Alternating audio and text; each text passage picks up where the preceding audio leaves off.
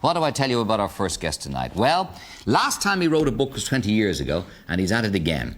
It's called Looney An Irish Fantasy. Don't ask me, friends, to tell you what it's about because it's too long and too complicated. But it's another wonderful, imaginative, zany piece of work from the wonderful, imaginative and zany brain of Mr Spike Milligan. Let's have a welcome. Spike! Walk down.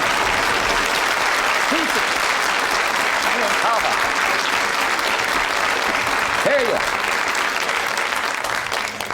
How nice to see you and how wonderful you're looking, sir. Thank you. I had the operation.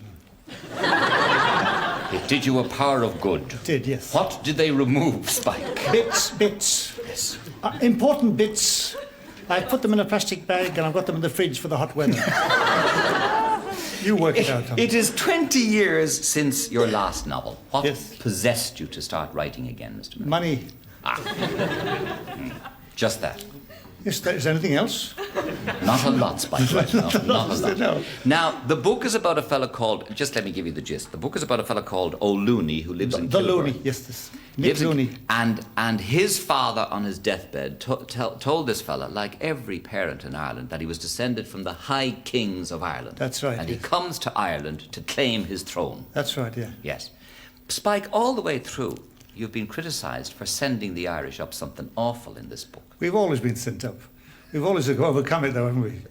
I suppose we have. Yeah, we are the makers of dreams, singers of song. But what is your defence to this accusation that you're sending up and making a mockery of your own countrymen? They are, after all, your own countrymen. What accusation is this? This accusation that people say you're sending us up, you're making a laugh and a mockery of us. Well, don't read the book if you haven't got a sense of humour. That's true. That's it. If you haven't got a sense of humour, forget it. So it's no regret. Either you've got a sense of humour or you haven't. It's a fantasy. It's really based upon my father, who is very, very Irish and spoke like that. Says, them people over there don't know nothing what they're talking about. and I thought everybody spoke like that. And he was so imaginative. You know, I thought he's a wonderful father, marvellous father.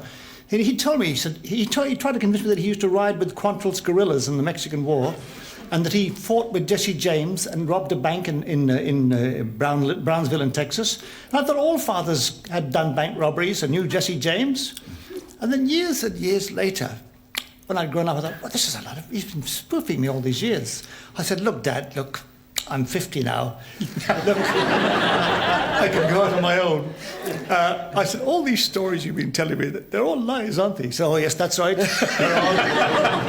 I'm glad you recognise the difference, he said. I said, well, why did you tell me all these lies? He said, well, what would you rather have? He said, would you have an exciting lie or a boring truth?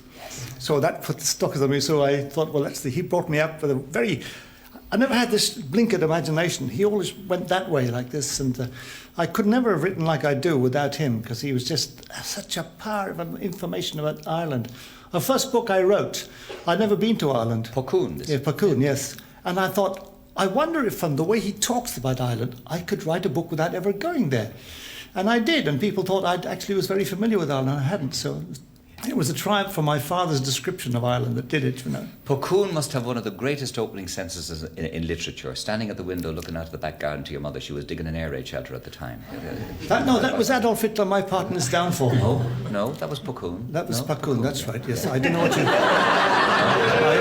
I don't know what you've been drinking, Gay, but I like half a bottle of it.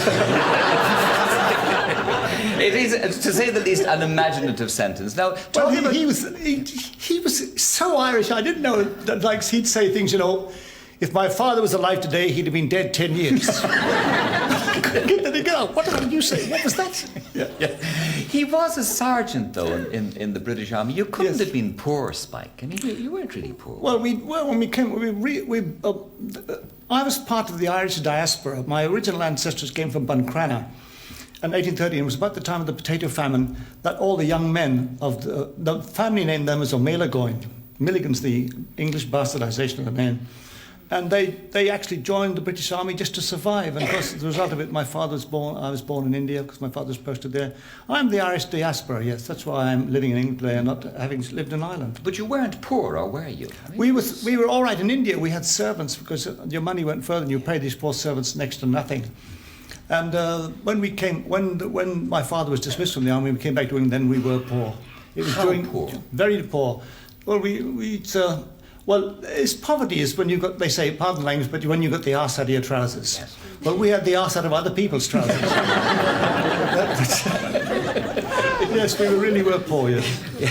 But a happy childhood with this man. This man was magic for me, you know, and he's such a magic creature. He couldn't have been like that unless he'd have been Irish. Yeah. He had to be. I suddenly realised there was an entirely different mind at work, a very hilarious, imaginative mind all the time.